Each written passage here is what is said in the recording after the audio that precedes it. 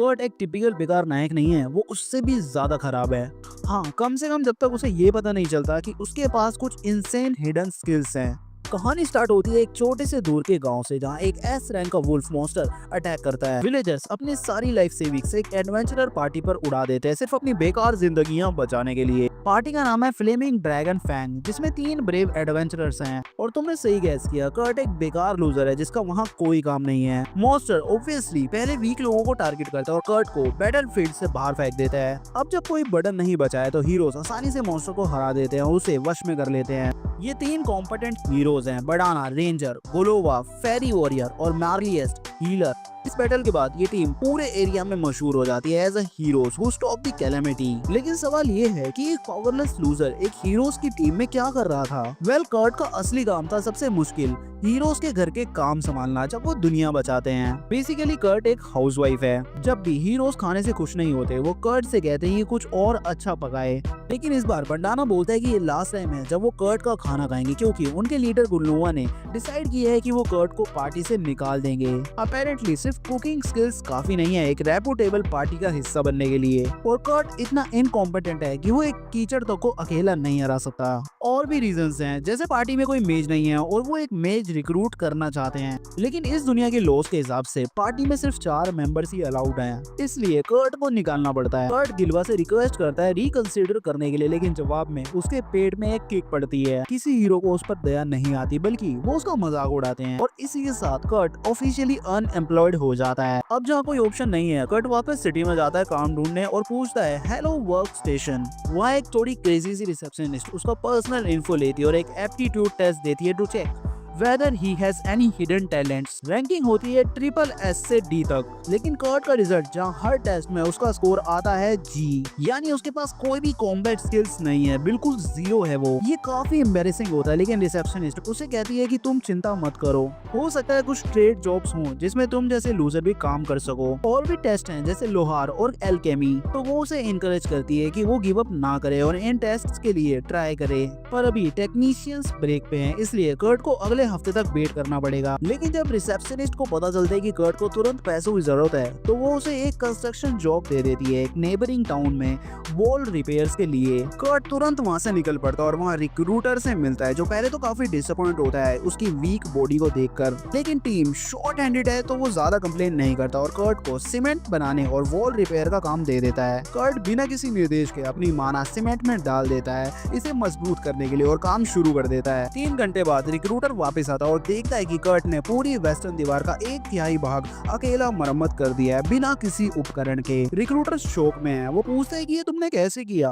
Kurt उसे समझाता है, लेकिन वो फिर भी कुछ नहीं समझ पाता, क्योंकि कर्ट का काम इतना अच्छा होता है रिक्रूटर उसे परमानेंट हायर करने का डिसीजन लेता है और एक्स्ट्रा बोनस के साथ पैसे भी देता है। ये सब कर्ट को और ज्यादा मोटिवेट करता है। अगले 3 दिन में कर्ट अकेला ही वेस्ट और नॉर्थ वॉल्स रिपेयर कर देता है, लेकिन इम्प्रेस होने की बजाय रिक्रूटर इरिटेट हो जाता है और उसे फायर कर देता है। वो एक्सप्लेन करता है कि वॉल्स रिपेयर का काम उन लोगों के लिए है जो फाइनेंशियल स्ट्रगल में है, और अगर कर्ट ये काम करता रहा तो बाकी लोगों के लिए जॉब्स ही नहीं बचेंगी। रिक्रूटर मानता है कि कर्ट के पास S रैंक वर्किंग स्किल्स हैं, इसलिए वो एडवाइस करते हैं कि कर्ट कैपिटल में काम ढूंढे। वो उसे उस दिन का पेमेंट देकर भेज देता है। कर्ट कंफ्यूज हो जाता है, उसे समझ नहीं आता कि रिक्रूटर का फीडबैक जेन्युइन था या सिर्फ चापलूसी थी। तो वो फिर से रिसेप्शनिस्ट के पास गाइडेंस लेने के लिए जाता है, लेकिन टेक्नीशियंस अभी तक नहीं आए, तो उसे एप्टीट्यूड टेस्ट के लिए कुछ और दिन तक वेट करना पड़ेगा। एक और जॉब अपॉर्चुनिटी आती है एक औरत येलिया के फार्म में, जो डेस्परेट है एक माइनर ढूंढने के लिए। कर्ट ओलिसिया के पास जाता है और कहता है कि वो पहले माइंस में काम करता था।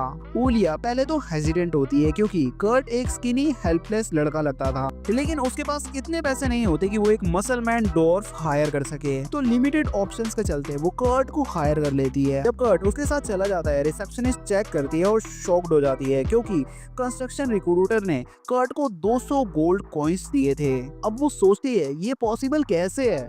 फिर बैलेंस लूज करके वो गिर जाती है एक फायर पे जिसमें माना मेजरिंग सैंडबैग्स होते हैं। उसका एसोसिएट एक्सप्लेन करता है कि जितना ज्यादा माना किसी के पास होता है ये बैग्स उतने ही हैवी हो जाते हैं, लेकिन दिक्कत ये है कि आज तक कोई भी इतना कैपेबल नहीं निकला जो इन्हें एक्टिवेट कर सके। इसलिए वो इन्हें बेकार समझ के रिसेप्शनिस्ट को बोलती है कि इन्हें बाहर रखवा दो। जब रिसेप्शनिस्ट एक बैग उठाने जाती है तो वो नोटिस करती है कि वो पहले से ज्यादा हैवी हो गया है। उसे याद आता है कि कर्ट ने ये बैग उठाया था पहले, और तब रियलाइज होता है कि उसके पास काफी माना है, शायद बहुत ज्यादा। दूसरी तरफ काफी टाइम बीत जाता है जब कर्ट और उसकी एम्प्लॉयर उलिसिया माउंटेन्स की तरफ ट्रैवल कर रहे होते हैं। जैसे ही सूरज ढलता है उलिसिया कर्ट को अपने कैंप साइट ले जाती है। एक ही टेंट होता है तो वो कर्ट को बोलती है कि उसके साथ ही टेंट शेयर करे रात के लिए। कर्ट पोलाइटली मना कर देता है, कहता है कि वो इतनी क्यूट लेडी के साथ कंफर्टेबल फील नहीं करेगा, और फिर ये भी बोलता है कि उसने पूरी दुनिया घूम ली है लेकिन उसके जैसा खूबसूरत कोई नहीं देखा। ये सुनकर उलिसिया टोमेटो जैसे ब्लश करने लग जाती है। वो सोचती है कि कर्ट सिर्फ चापलूसी कर रहा है क्योंकि उसके अकॉर्डिंग वो खुद को क्यूट नहीं मानती। टॉपिक चेंज करते हुए वो कर्ट को डिनर में एक बॉइल्ड पोटैटो देती है। सरप्राइजिंगली कर्ट बहुत खुश हो जाता है, काफी टाइम बाद किसी ने उसके लिए कुछ बनाया था, इवन अगर वो सिर्फ बॉइल्ड आलू ही क्यों ना हो। दोनों साथ में खाना खाते हैं और कर्ट और भी ज्यादा खुश हो जाता है क्योंकि पहली बार किसी ने उसे इक्वल ट्रीट किया है। पहले के पार्टी मेंबर्स तो कभी उसके साथ बैठकर खाना भी नहीं खाते थे। कर्ट को उलिसिया का कुकिंग इतना पसंद आता है कि वो उसकी बार बार तारीफ करता है। लगता है इसकी वजह टेंट के अंदर होने वाले मोमेंट से जुड़ी होगी। उस रात कर्ट ने हर मेथड ट्राई कर ली लेकिन नींद आई ही नहीं। सोचता है कि क्या उलिसिया भी जाग रही है, पर जब पलटकर देखता है तो वो सो रही होती है और उसका खजाना पूरा खुला हुआ होता है। कर्ट ये देखकर शॉक हो जाता है और मुश्किल से अपने इमोशंस कंट्रोल करता है। जल्दी से वो टेंट से बाहर निकल जाता है और सोचता है क्या उलिसिया इतनी नादान है जो किसी अनजान पर इतना ट्रस्ट कर रही है। लेकिन जैसे ही कर्ट बाहर जाता है उलिसिया आंखें खोलती है, मतलब वो पूरी रात जाग रही थी। फिर वो रिवील करती है कि उसने जानबूझकर कपड़े नहीं पहने थे, सिर्फ ये देखने के लिए कि क्या कर्ट उसके साथ कुछ गलत करेगा। अब जब उसे लगता है कि कर्ट एक अच्छा लड़का है तो वो उसके साथ आराम से पूरा वीक बिता सकती है। वो ये भी बोलती है कि उसे कर्ट क्यूट लगता है, इसलिए उसे टीज करने का मन करता है। अगली सुबह उलिसिया टेंट से बाहर निकलती है और देखती है कि कर्ट अभी भी सो रहा है। जब वो देखती है कि कर्ट पूरी रात टेंट से बाहर था तो उसे नियर बाय एक रोप दिखती है जिसका बटन टूट गया था, बट अब वो फिक्स हो चुका है। ये देख के वो सोचती है कि क्या उसने कोई गलत बंदा हायर कर लिया है क्योंकि ये लड़का माइनर कम टूकी ज्यादा लगता है। वो कर्ट को उठा के बोलती है रेडी हो जाओ क्योंकि उन्हें वापस माउंटेन्स में जाना है। टारगेट ये है कि वीकेंड से पहले कम से कम 10 गोल्ड कमाने हैं। कर्ट पूछता है कि लोकेशन डिसाइड हो गई है। उलिसिया कहती है अभी तक नहीं, लेकिन क्या तुम टेंट के पास डिग करना पसंद करोगे। कर्ट को लगता है कि रैंडमली डिग करना यूजलेस है क्योंकि रेयर और मिलने के चांसेस बहुत कम होते हैं। लगता है उलिसिया ने माइनिंग का ज्ञान सिर्फ माइनक्राफ्ट खेल कर लिया है, इसलिए कर्ट उसे रियल लाइफ माइनिंग समझाता है और खुद ही सही लोकेशन ढूंढने का जिम्मा लेता है। जब कर्ट जगह एक्सप्लोर करता है तो उसे एक खदान मिलती है और वो डिग करना शुरू करता है। कुछ ही मिनट्स में वो एक रॉक निकालता है जिसमें ऑर्स होने का क्लेम करता है। फिर वो हैमर के उल्टे साइड से तोड़ता है और अंदर से मल्टीपल जेम स्टोन्स क्रिस्टल्स निकालता है। हर एक क्रिस्टल अप्रोक्स 3 गोल्ड का बिक सकता है और 4 से ज्यादा होने का मतलब ये है कि उनका वीकली टारगेट पहले दिन ही कंप्लीट हो गया है। लेकिन फॉर्च्यून जब नॉक करे तो मना नहीं करना चाहिए, तो उलिसिया कर्ट को बोलती है कि डिगिंग कंटिन्यू रखो। सिर्फ कुछ घंटों में कर्ट पूरी खदान क्लियर कर देता है। उलिसिया बोलती है चलो सब बेच देते हैं, लेकिन कर्ट मना करता है, कहता है कि छोटी क्रिस्टल्स को बेचने के बजाय मैजिक क्रिस्टल्स में कन्वर्ट करना ज्यादा प्रॉफिटेबल होगा। उलिसिया के अकॉर्डिंग पूरे किंगडम में सिर्फ 10 से कम मैजिक क्राफ्टमैन है जो ये क्रिस्टल बना सकते हैं और छोटी से छोटी क्रिस्टल बनाने में 1 घंटा लगता है, लेकिन कर्ट तो इंस्टेंटली बना देता है। उलिसिया शॉक में उसका मुंह देखती रह जाती है। वो इस पे कर्ट का अटेंशन दिलाती है, लेकिन कर्ट को लगता है कि ये कोई डिवाइन टेक्निक होती है जो क्राफ्टमैन यूज करते हैं। उलिसिया समझ जाती है कि वो दोनों बिल्कुल डिफरेंट पेजेस पे है, फिर भी वो कर्ट को डिस्टर्ब नहीं करती और पूरे दिन उसे पीसफुली काम करने देती है। शाम को उलिसिया डिसाइड करती है कि वो सिटी वापस जाएगी ताकि सारे मटेरियल्स बेच सके। कर्ट बोलता है कि वो कैंप साइट पे ही रुकेगा क्योंकि उसे कुछ घरेलू काम निपटाने हैं। सिटी में उलिसिया को नाइट्स रोक लेते हैं क्योंकि उसके पास कोई डॉक्यूमेंट्स नहीं होते जो बताएं कि उसके पास मैजिक क्रिस्टल्स कहां से आए। ये उसे सस्पेक्ट बना देते हैं। उलिसिया कर्ट का नाम नहीं लेना चाहती तो वो अपना ट्रम्प कार्ड यूज करती है। एक एम्बलम दिखाती है जिससे ये रिवील होता है कि वो रॉयल फैमिली के अंडर एडवेंचरर थी, या शायद अब नहीं भी है। फिर भी वो ये स्टेटस यूज करके टेलीपोर्टेशन गेट एक्सेस कर लेती है ताकि कैपिटल पहुंच सके। वहां वो एक स्टोर जाती है और मैजिक क्रिस्टल्स बेचती है। शॉपकीपर बताता है कि इन क्रिस्टल्स में नॉर्मल से 10 गुना ज्यादा माना लगा हुआ है। हर एक की कीमत 10 गोल्ड है। टोटल मिला के उलिसिया को 500 गोल्ड मिलते हैं। जाने से पहले शॉपकीपर उसे कहता है कि ये कहीं और मत बेचना वरना तुम्हारे साथ स्कैम हो जाएगा। वो कर्ट को किंगडम का एक डायरेक्टर और ऑनरी काउंट बनाना चाहता है। ये सुन के उलिसिया पूरी तरह से शॉक्ड हो जाती है और तुरंत वर्क स्टेशन की तरफ भागती है और काउंटर पर हाथ पटक के रिसेप्शनिस्ट से डिमांडिंग टोन में पूछती है, who the heck is this guy. अपनी अथॉरिटी का मिसयूज करते हुए उलिसिया रिसेप्शनिस्ट से कर्ट का पास डाटा निकलवाती है और उसे देखकर उसकी आंखें फटी की फटी रह जाती हैं। कर्ट ने एप्टीट्यूड टेस्ट में सिर्फ जी रैंक लिया था, फिर भी वो 500 गोल्ड रिसेप्शनिस्ट को देती है और कहती है कि कर्ट के अकाउंट में डिपॉजिट कर दो। जाने से पहले वो स्ट्रिक्टली मना करती है कि कर्ट के बारे में किसी को भी कोई इन्फॉर्मेशन ना दी जाए। जब पुलिसिया वापस कैंपसाइट जाती है तो देखती है कि कर्ट ने पूरे एरिया को सिर्फ एक दिन में एक प्रॉपर फार्म हाउस में बदल दिया है। सीरियसली यार, ये बंदा है कौन। दूसरी तरफ गुलनोवा की पार्टी अब जंगल में अपने पहले मिशन पर कर्ट के बिना, और लगता है कि उनकी हालत खराब हो गई है। उनकी परफॉर्मेंस वीक लग रही है और ऐसा लगता है कि कर्ट ही वो इनविजिबल ग्लू था जो सबको एक साथ रखता था। हीलर मार लिया, सब किसी को हील नहीं कर पा रहा क्योंकि उसकी माना ही खत्म हो गई है। जब गुलोवा अपने नए मेज को फायर स्पेल यूज करने को कहता है तो वो मना कर देता है, बोलता है कि फायर मैजिक तो तुम्हारी रिस्पॉन्सिबिलिटी थी ना। पूरी टीम एक दूसरे पर चिल्लाने लगती है और बढ़ाना पीछे खड़ी रहती है एक विलन की तरह मुस्कुराते हुए, खुश होकर कि टीम अब बर्बाद हो चुकी है। वापस उलिसिया अपने शॉप फ्रेंड मिमिको का ऑफर कर्ट को बताती है। मिमिको जो खुद एक रॉयल कोर्ट मेज है ने कर्ट को रिकमेंड किया एक royal magic tech research lab के डायरेक्टर के पोजीशन के लिए। कर्ट को ये सब सुन के यकीन नहीं होता, वो ऑफर रिजेक्ट कर देता है कहकर कि वो अपने आप को कभी किसी के ऊपर नहीं देख सकता। साथ ही वो अभी भी अपने पुराने adventuring group flaming dragon fang में वापस जाना चाहता है। और जब करंट माइनिंग का काम ठीक चल रहा है तो चेंज का क्या पॉइंट है। पुलिसिया उसे नहीं बताती कि उन्होंने मैजिक क्रिस्टल्स बेच के कितने पैसे कमाए और बस उसे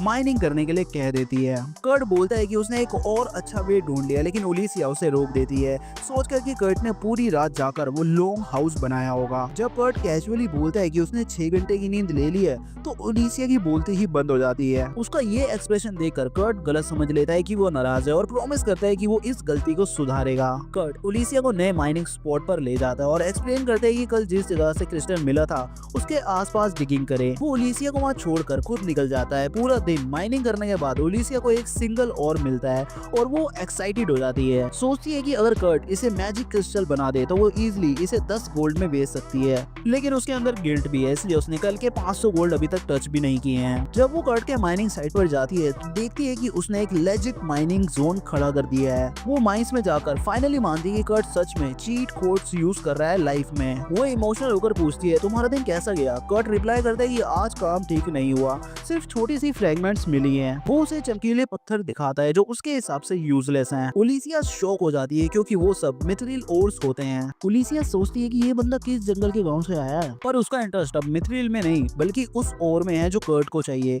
ओरिचेलम, एक डिवाइन लेवल ओर। तो वो पूछते हैं कि तुम इसे कैसे ढूंढ लेते हो, तो कर्ट कैजुअली बोलता है बस 7 किलोमीटर के अंदर डिग करो तो मिल जाता है। पुलिस लिटरली अपना सिर पकड़ लेती है, सोचती है कि ये इंसान 7 किलोमीटर के अंदर डिग करके वापस कैसे आ गया। कर्ट बोलता है कि उसने वो बड़ा गड्ढा ऑलरेडी फिल कर दिया है बिकॉज इट वॉज डेंजरस। जिसके बाद इस अजीब जोड़ी का माइनिंग डे खत्म हो जाता है। 2 दिन और लगातार माइनिंग के बाद कर्ट का 1 वीक का जॉब खत्म हो जाता है। उसका बनाया हुआ माइनिंग टनल इतना परफेक्ट होता है कि एक सीधा पाथ बन जाता है सामिया से लेकर फ्यूडल लॉर्ड के टाउन तक। को अपेरेंटली वो माउंटेन बिलोंग करती है तो वो ट्रैवलिंग मर्चेंट गिल्ड को पाथ यूज करने का परमिशन दे देती है इन एक्सचेंज फॉर एक मेंटेनेंस फी। पैसा वो अपने टैक्सेस देने में यूज करेगी, फेयर इनफ, क्योंकि कर्ट का पूरा प्रॉफिट उसी के अकाउंट में जा चुका है। कर्ट जब सिटी में वापस आता है तो उसकी मुलाकात होती है बंदना से। बंदना बताती है कि वो फ्लेमिंग ड्रैगन फैंग का पार्ट नहीं है। एक्चुअली गुलनोवा का दिमाग खराब हो गया लगातार लॉसेस के बाद। उसने कर्ट को वापस लाने के लिए धमकी दी थी और इवन बंदना को थ्रेटन किया था,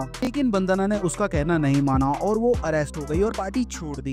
कर्ट डिसअपॉइंटेड होता है कहकर कि वो गुलनोवा को एडमायर करता था और फिर से उनके ग्रुप में जाना चाहता था। अब जब बंदना भी गई है वो होप छोड़ देता है। शायद बंदना भी कर्ट को यूज करना चाहती है जैसे बाकी सब करते थे। सिर्फ कुछ ही सेकंड्स में वो कर्ट को अपना गिल्ड कमीशन दे देती है और भेजती है 8 लेयर मिस्टर के वर्कशॉप में। 8 लेयर बेसिकली उन वर्कशॉप्स को बोला जाता है जो मैजिकल मेडिसिन, एनहांस्ड वेपन्स और डिवाइसेस बनाते हैं। इनके हेड को 8 लेयर मास्टर कहा जाता है। ये लोग काफी प्रेस्टिजियस होते हैं। जब कर्ट उस हाउस के पास जाता है तो सरप्राइज होता है कि 8 लेयर का घर इतना सिंपल क्यों है।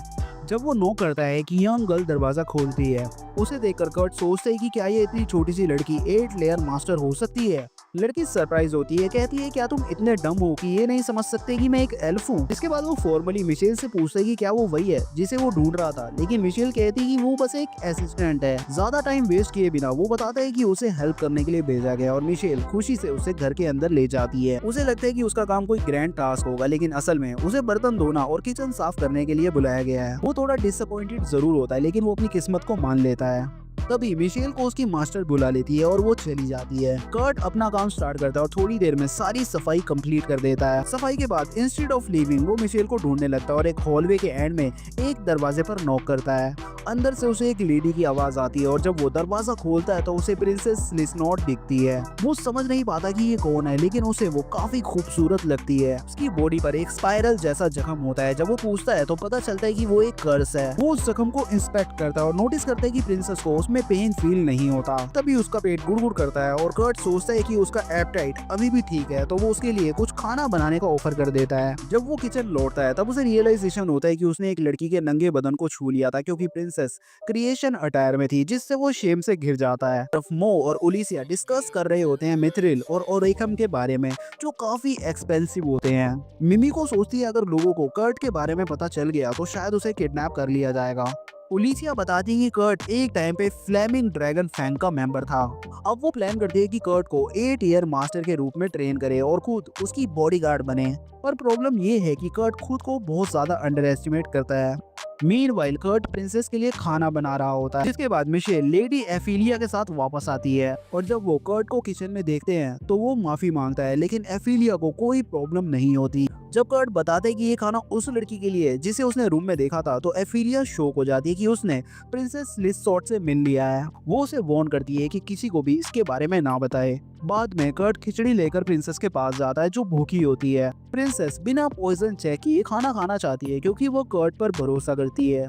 जैसे ही वो एक बाइट लेती है वो अपनी गर्दन पकड़कर गिर जाती है। सबको लगता है कि उसे पॉइजन दिया गया है, लेकिन वो उठती है और बताती है कि वो ठीक है। सब नोटिस करते हैं कि प्रिंसेस के स्टमक का वाउंड गायब हो चुका है, कर्स चला गया। जिन लोगों ने कर्स डाला था उन्हें भी पता चल जाता है कि कर्स खत्म हो चुका है और अब वो प्रिंसेस को मारने का प्लान बनाने लगते हैं। रात को प्रिंसेस लिसलॉट और एफिलिया मिमिको से मिलने जाते हैं और ओलिसिया भी वहाँ होती है। प्रिंसेस सबको बताती है कर्ट ने उसकी कर्स हटाई है। सब उसे सुनकर शॉक हो जाते हैं, स्पेशली ओलिसिया जो यकीन नहीं कर पाती कि कर्ट की सिंपल प्रोडिजी ने कर्स तोड़ दिया। मिमिको 3 सस्पेक्ट्स आइडेंटिफाई करती है जो पैलेस के एंटी कर्स वॉर्ड्स के साथ छेड़छाड़ कर सकते हैं। पहले नंबर पर आता है सोवा, रॉयल फोर्सेस का जनरल। दूसरे नंबर पर आता है ट्रिस्टन मेनॉफ, पोलैंड चर्च का बिशप। तीसरे नंबर पर आती है इसिडोरा अरमामा, किंगडम की 3rd क्वीन। जिसके बाद प्लान बनता है एक फेक वर्कशॉप बनाने का जहाँ प्रिंसेस पब्लिकली ट्रेन करेगी ताकि कल्परेट वापस अटैक करे और उसकी आइडेंटिटी का पता चल सके। मिस्टर के रोल के लिए ओलिसिया सजेस्ट करती है कर्ट का नाम। सब एग्री कर लेते हैं क्योंकि कर्ट ने टॉप ग्रेड मैजिक क्रिस्टल बनाया था। अगली सुबह कर्ट एफिलिया की वर्कशॉप जाता है, लेकिन वो बंद होती है।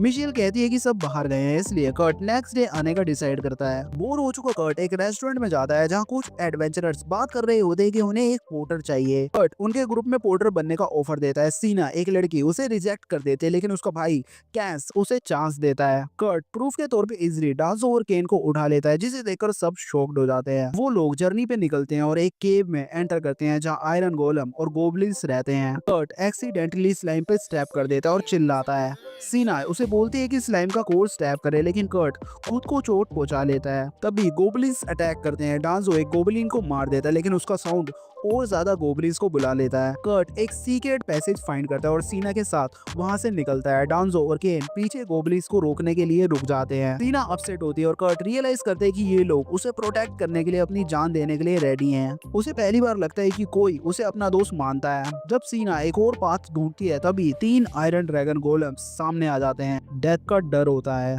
इस दौरान प्रिंसेस लिसनॉट और ओलिसिया उसे ढूंढ रहे होते हैं। लिसनॉट एक्साइटेड होती है अपने सेवियर को देखने के लिए, जिसके बाद वो लोग माउंटेन की तरफ जाते हैं जहां कर्ट गया था। लिसनॉट उसके फुटप्रिंट्स और सेंट से उसकी लोकेशन ट्रेस करती है, जो ओलिसिया को सरप्राइज करता है। क्या इनके बीच कुछ हुआ है?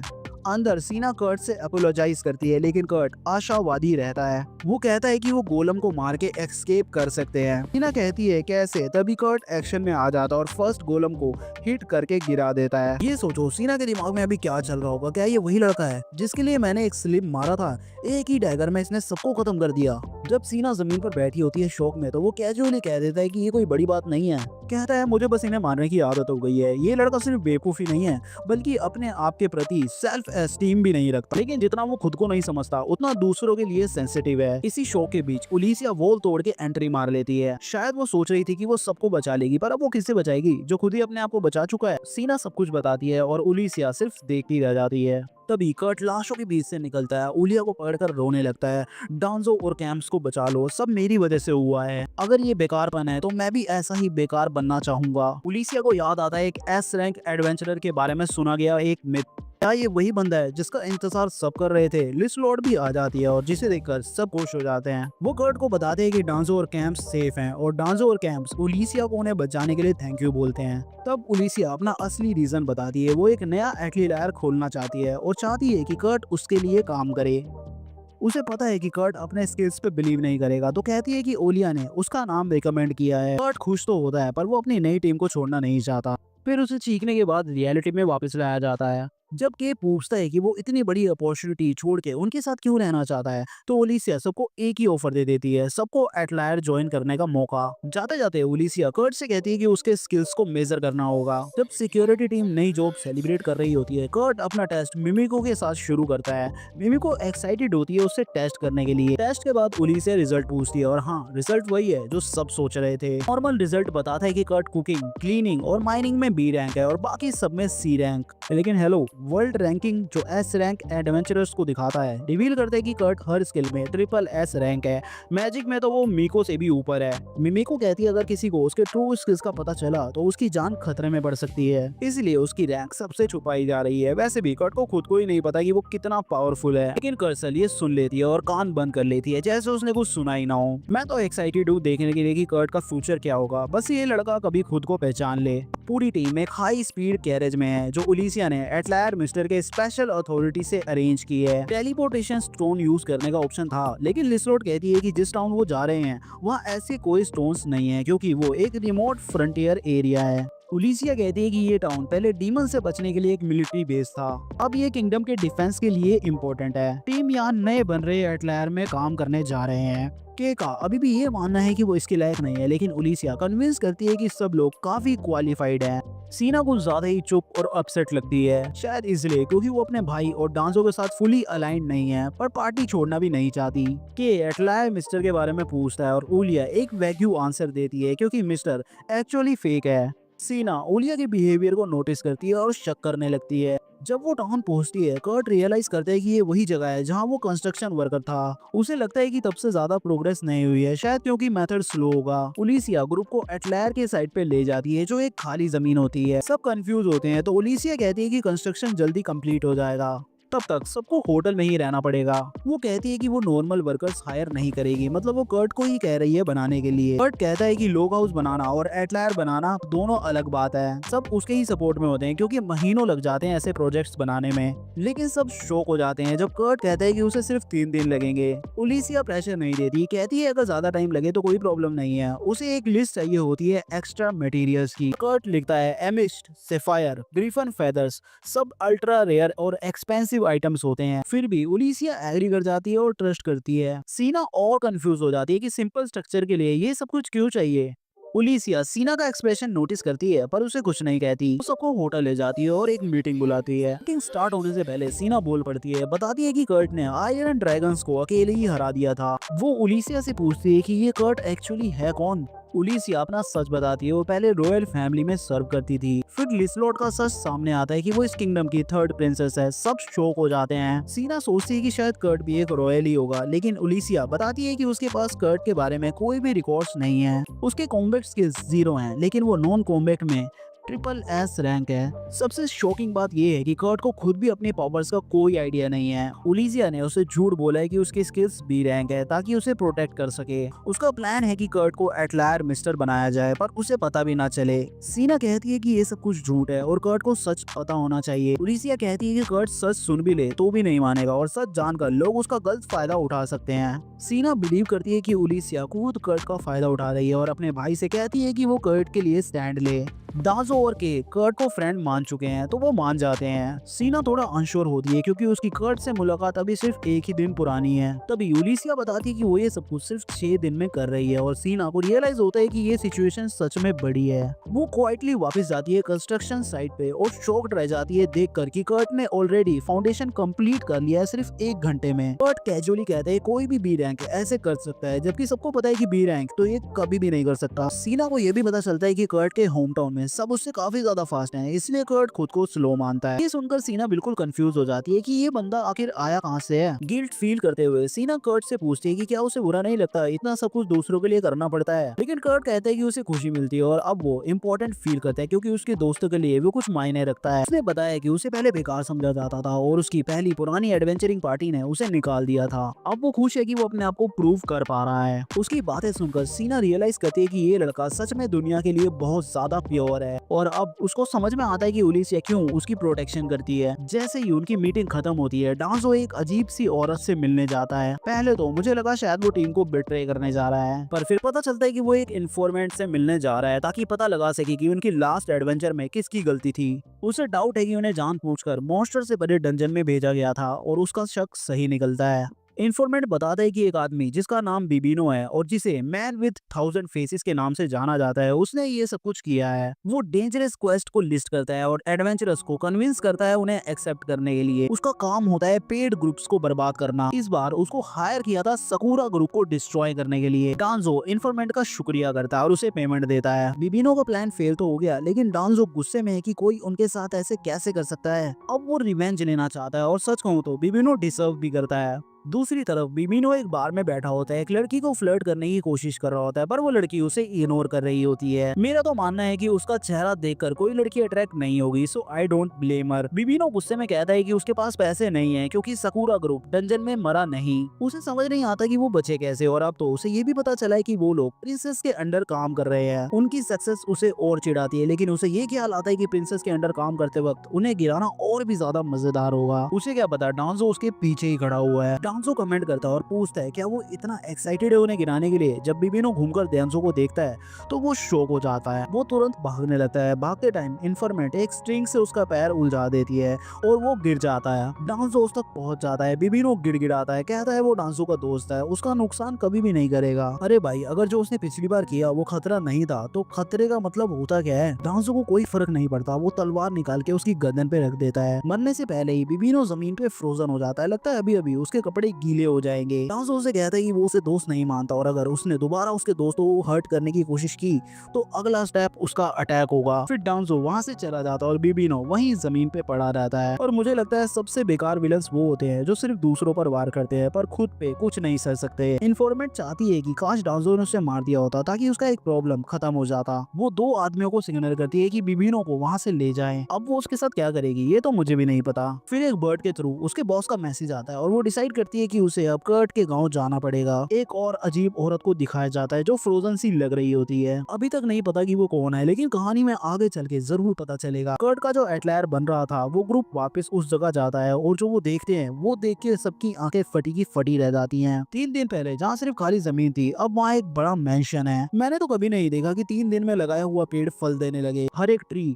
प्लांट और फ्रूट जो कर्ट ने लगाए थे वो फल दे रहे हैं। सब लोग वहाँ स्टन्ड हैं और मैं भी स्टन्ड हूँ। लिसलोट एक्साइटेड होकर कहती है कि ये उसका मेंशन होगा कर्ट के साथ, पर उलिसिया उसे तुरंत याद दिलाती है कि ये एक एटलायर है, घर नहीं। जब सब अंदर जाते हैं कर्ट उनका वेलकम करता है। वो माफी मांगता है कि वेलकम करने के लिए एक प्रॉपर प्लानिंग नहीं थी। उलिसिया सरकास्टिकली कहती है कि उन्होंने भी ये सब देखने की प्लानिंग नहीं की थी। जब कर्ट घर दिखाता है हर एक चीज देखकर सब हैरान रह जाते हैं। वो सबको दिखाता है कि पानी का सप्लाई उसने सफायर के जरिए फिक्स किया है ताकि कभी शॉर्टेज ना हो। जूली शिया को ये समझ नहीं आता तो वो पूछती है और कर्ट एक्सप्लेन करता है। वो एश्योर करता है कि 1 साल तक कंटिन्यूअस यूज के बाद भी रिसोर्सेज कभी खत्म नहीं होंगे। फिर वो सबको उनका रूम दिखाता और लीसा बेड पे कूद जाती है। वो कहता है कि बेड ग्रिफन के फेदर से बना है, पर लिसलोट कहती है कि इसमें कर्ट की खुशबू है और सब उसे कंट्रोल करते हैं। लास्ट में वो सबको एटलायर मास्टर ऑफिस दिखाता है। जब वो पूछते हैं कि एटलायर मास्टर कब ज्वाइन करेगा, उलिसिया झूठ बोलती है कि मास्टर आ रहा है क्योंकि असल में मास्टर तो कर्ट खुद ही है। जब वो अपने रूम के बारे में बताता है कहता है कि वो तो सिर्फ क्लीनर है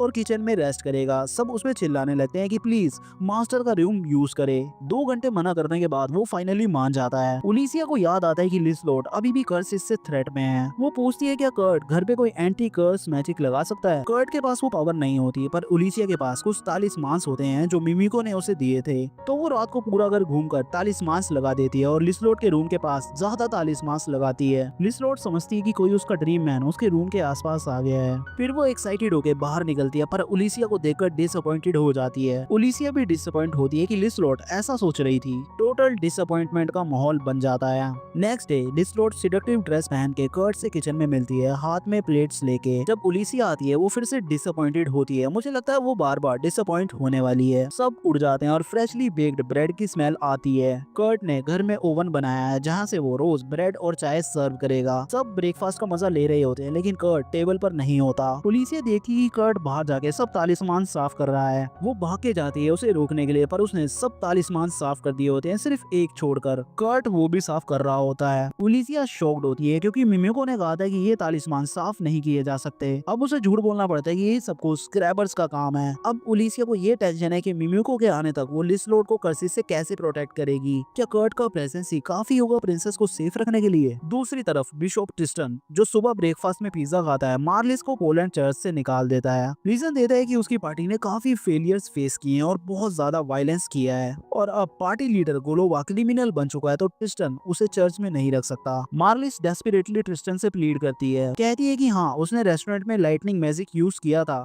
पर सिर्फ इसलिए क्योंकि खाना बेकार था। क्लियरली इस औरत को समझ में नहीं आता कि वो एक फुल केरन बन चुकी है। ट्रिस्टन का पेशेंस खत्म हो चुका होता है, पर क्योंकि मार्लिस एक पावरफुल मेज है, वो उसे एक लास्ट चांस देता है, एक काम कंप्लीट करो तो उसे प्रीस्ट बना देगा। ट्रिस्टन उसे एनिमी एम्पायर का वाइन देता है और कहता है इसे पियो।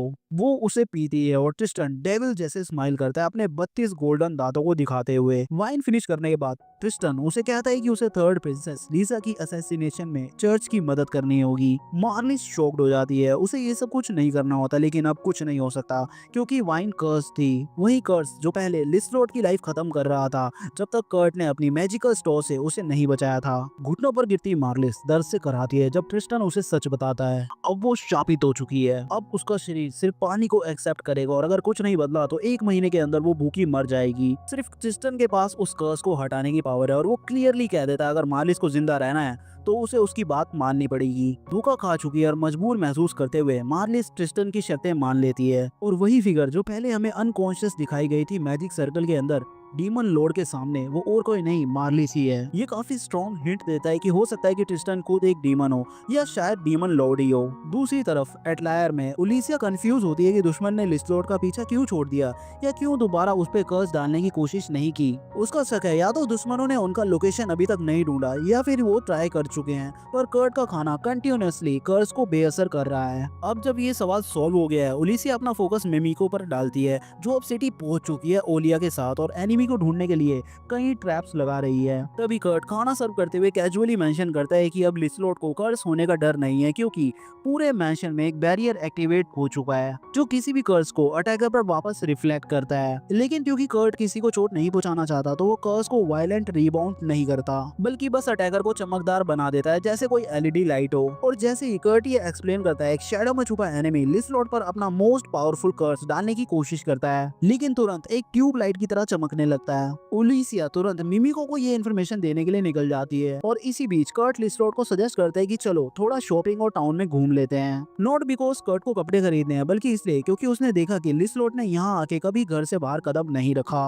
वो चाहता है कि वो थोड़े मजे करें, लेकिन लिसलोट चाहती है कि वो कर्ट के साथ जाए, पर फिर भी मना कर देती है क्योंकि वो समझा नहीं सकती कि बाहर जाना असुरक्षित हो सकता है। वहीं सिटी वॉक्स के पास जनरल ऑर्लेट को एक अजीब सी अनईजी फीलिंग हो रही है। वो देखते हैं कि एक काला सा राक्षस धीरे धीरे उनके टाउन की तरफ बढ़ रहा है। उसका शक है कि एक मॉन्स्टर अटैक होने वाला है। जब वो अपने जूनियर जनरल से बात करता है तो जनरल उसे रीअश्योर करता है कि इस बार उनकी वॉच ज्यादा मजबूत और ऊंची है। इसी बीच मिमिको, ओलिया और ओलिसिया उस इविल मेज को ट्रैक कर लेते हैं जिसने लिसलोट पर कर्स डालने की कोशिश की थी, लेकिन जब तक वो उससे कुछ पूछ पाते हैं उसके अपने ही लोग उसे मार चुके होते हैं। ओलिया ज्यादा फैसिनेटेड होती है कर्ट की पावर से क्योंकि मर चुका मेज अभी तक चमक रहा होता है। ओलिया सजेस्ट करती है कि अगर कर्ट जैसे पावरफुल इंसान उनके मिशन में शामिल हो जाएं तो वो एक दिन में एनिमी ढूंढ सकते हैं, लेकिन ओलिसिया अभी भी कर्ट को इस डेंजरस मिशन में शामिल नहीं करना चाहती। मिमीको डिसाइड करती है एरिया इन्वेस्टिगेट करने का और स्ट्रिक्ट इंस्ट्रक्शन देती है ओलिया को कि लिस्लोट को किसी भी हालत में मैंशन से बाहर ना जाने दे, जो कि अब कंफर्म हो चुका है कि दुश्मन टाउन में घुस चुका है। तभी इमरजेंसी बेल बजती है और जनरल और एलरेड को पता चलता है कि मॉन्स्टर अटैक हो चुका है। मैजिक स्क्वाड लाइट्स ऑन करता है टाउन के बाहर और एक हॉरिफाइंग सीन रिवील होता है। हजारों अनडेड स्केलेटन्स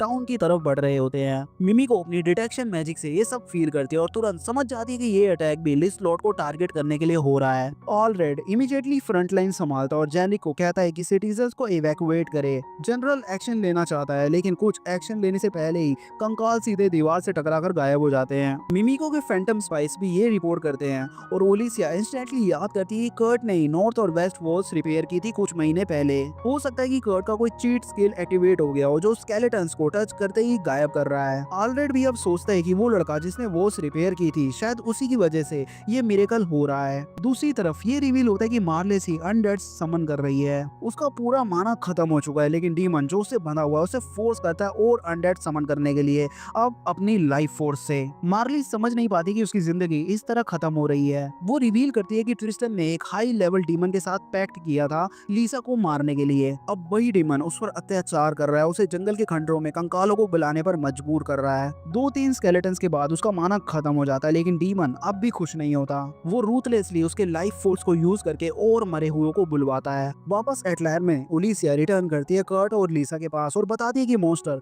वो उसको टच करते ही गायब हो जा रहे हैं। सब शॉक्ड है लेकिन कर्ट नहीं, उसके लिए ये नॉर्मल है, उसके सिटी में ऐसा होता रहता है। ओलिसिया को तब एक परफेक्ट प्लान समझ में आता है। कर्ट के पास काफी क्रिस्टल स्टोन्स हैं जिन्हें वो मॉन्स्टर को सोर्स से डाइवर्ट कर सकती है। वो कर्ट से कहती है कि तुम लीसा के साथ एटलायर में रहो। जब कर्ट उससे पूछता है कि वो क्या करने जा रही है, वो कहती है कि वो रूम्स में जाके सोर्स डिस्ट्रॉय करने वाली है। कर्ट उसके साथ चलना चाहता है लेकिन वो मना कर देती है। कर्ट एज्यूम करता है कि वो मना इसलिए कर रही है क्योंकि वो कमजोर है। किसी को तो उसके कान में बोलना चाहिए तू कमजोर नहीं है भाई। कर्ट सरकास्टिकली कहता है ठीक है तुम जाओ, कम से कम मैं तुम्हारे साथ मरूंगा तो नहीं। ओलिसिया फिर उसके कान में विस्पर कर रही है मैं इसलिए नहीं जा रही क्योंकि तुम कमजोर हो, बल्कि इसलिए क्योंकि तुम्हें लीसा को प्रोटेक्ट करना है क्योंकि बाहर अभी भी स्क्रॉलर्स घूम रहे हैं। तो वो उसे कहती है कि उसे उसके पास रहना होगा लीसा को प्रोटेक्ट करने के लिए। जिसे सुनकर कर्ट का चेहरा फिर से खिल उठता है। उसे लगता है कि वो बेकार नहीं है। ओलिसिया तुरंत वहां से निकल जाती है ताकि वो क्रिस्टल स्टोन्स ढूंढ सके। जैसे ही उसे नाइट स्टोन्स मिलते हैं वो सीधा नाइट ऑफिस चली जाती है। उसका जनरल एलेड के साथ काफी पुराना रिश्ता होता है इसलिए वो उसे तुरंत पहचान लेता है।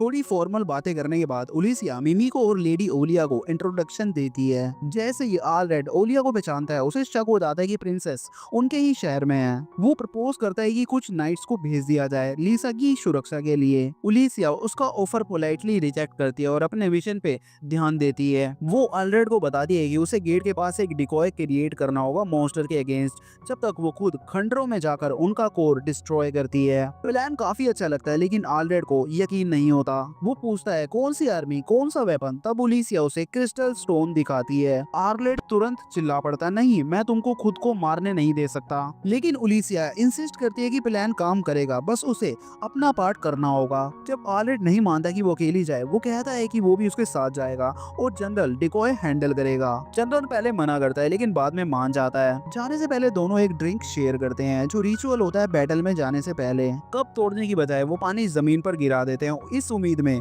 कि वो जिंदा लौटकर बैटल ड्रिंक कर पाएंगे। पेटलायर में कर्ट खुद को बेकार महसूस करता है। सब फाइट कर रहे हैं, काम कर रहे हैं और वो बस वहाँ पे है। तभी उसे अपने गांव के एक बूढ़े आदमी की बात याद आती है। स्टोन इंसान का एक रिफ्लेक्शन होता है। उसे याद आता है कि डांसो की तलवार कितनी शार्प थी, तो वो भी एक स्वॉर्ड बनाने की कोशिश करता है। रूस के गेट पे ओलिसिया स्टोन को लेकर प्रे करती है और सबको आंखें बंद करने के लिए कहती है। जैसे ही वो स्टोन फेंक देती है एक ही ब्लो में सारे मॉन्स्टर वैनिश हो जाते हैं। ऑलरेडी भी शॉक होता है क्या ये एटलायर का एक सीक्रेट वेपन है, जबकि रियलिटी तो ये है कि कर्ट का पर्सनल मैजिक ही वेपन है। वो तुरंत घोड़े चढ़कर खंडरों के अंदर बचे मॉन्स्टर को मारने के लिए निकलते हैं। दूसरी तरफ कर्ट अपने बनाए तलवार को देखता है और उसे वो बेकार लगती है जैसे D- या F रैंक की ब्लेड। उसे यकीन ही नहीं होता कि उसने कुछ इतना बेकार बनाया है। तभी लीसा आती है और ब्लेड देखकर इम्प्रेस होती है और जब उसे पता चलता है कि उसमें मैजिक भी है तो उसका इंटरेस्ट और बढ़ जाता है। जब कर्ट उससे पूछते है कि क्या वो तलवार चाहती है वो खुशी से हाँ कह देती है, जिसके बाद उसका चेहरा लाल हो जाता है खुशी से। लेकिन कर्ट को लगता है कि उसकी स्माइल फेक है। उसे लगता है कि कुछ तो गलत हो रहा है। तभी वो सीधा पूछता है और सही होता। लिसा बताती है कि कोई तो उसे मारना चाहता और वो ही वजह है कि कर्ट कर्ट और ओलिया दोनों परेशान हैं। कर्ट उदासी में झुक जाता है। उसे लीसा को प्रोटेक्ट करना बुरा नहीं लगता, उसे सिर्फ ये लगता है कि वो उसे बचा नहीं पाएगा। उसे याद आता है कि गोलोवा वेस्ट के खंडरों में स्कॉलर्स के साथ था, तो वो मान लेता है कि ओलिया भी वहां जा रही है उन्हीं स्क्रॉलर्स को ढूंढने के लिए। वो लीसा की तरफ देखता है जो उसके लिए स्पेशल है, पर लीसा को ये नहीं पता। जब वो खुश होती है कर्ट उसका मूड खराब कर देता है, ये कहकर कि पूरा साकुरा क्लैन उसके लिए स्पेशल है। लीसा मान लेती है कि वो भी होपलेस महसूस करती है क्योंकि वो भी बेकार महसूस करती है। फिर कर्ट प्रपोज करता है कि दोनों मिलके अपने आप को यूजफुल बनाएं। वो कहता है कि चलो वेस्ट खंडर चलते हैं। लीसा वार्न करती है कि शहर के 8th डायरेक्शन में मोस्टर, लेकिन कर्ट कहता है कि हमें अपना रास्ता खुद बनाना होगा। वो इवन सोचता है कि रास्ता बनाना इम्पॉसिबल नहीं है। इस बीच खंडरों में उलिसिया को लगता है कि कुछ तो बुरा होने वाला है, इसलिए वो विड्रॉ करती है। क्या कर्ट के अराइवल से कुछ बुरा होगा या वो सबको बचा लेगा, ये हमें पता चलेगा नेक्स्ट पार्ट में।